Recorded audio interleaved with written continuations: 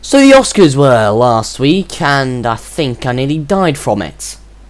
As in died from cringe. Trying to figure out ways to reach a younger demographic. When you're postmastering the Oscars and genuinely trying to rizz up the younger demographic by going brain rot mode, and even though you're unk-coated with a bunch of fame-filled NPCs, you're still S-tier level aura farming 6-7.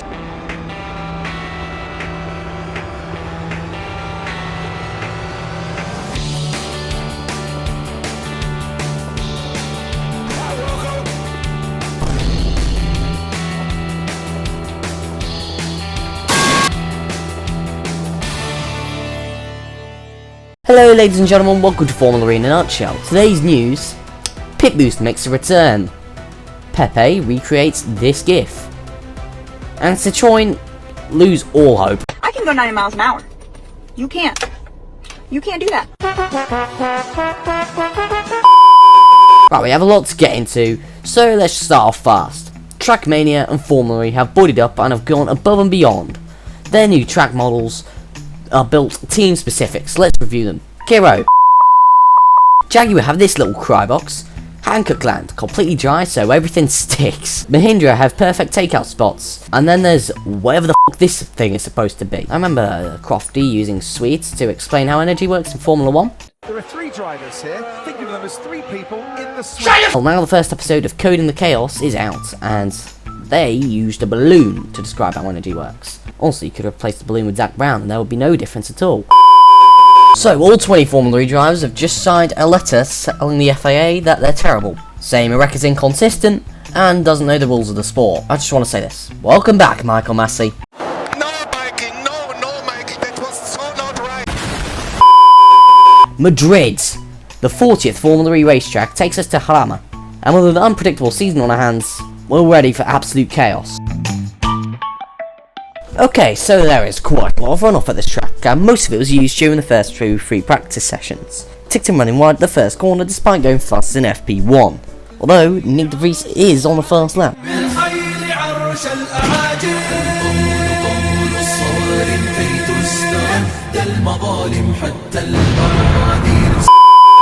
FP2 followed a similar pattern, but with a little water on the track this time, so great one. Dennis and Degrassi were among others taking a longer route at turn 1, with the Mahindras taking out imaginary drivers at turn 3. With 2 completely different results in practice, we're ready for mayhem in qualifying. Group A saw Nick de Vries go fastest on a still damp track, just ahead of Costa, Wehrlein and the world champion, because why not I guess.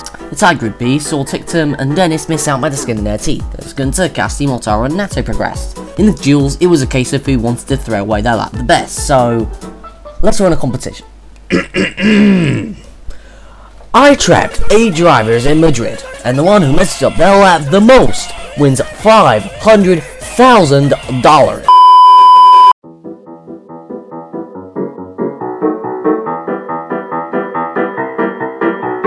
We're in quarterfinal 1, and Wehrlein has already made his bid, running wide at turn 1. Very unoriginal. Oliver Rowland was quick to blow that out the park with his Spinella at 2. But hey, here comes Max Gunter, running wide this time at turn 7. Much more creative. So creative that Neto had to copy him. De Vries had a slip was cost him the pole. But Oliver wins the money as he was way more dramatic.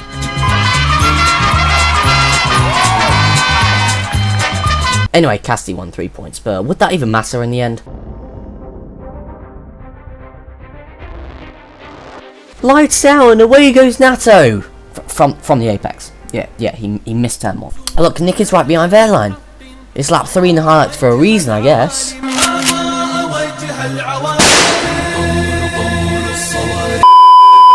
Apart from Mahindra terrorism number 2 of the weekend, was a somewhat entertaining battle at the front.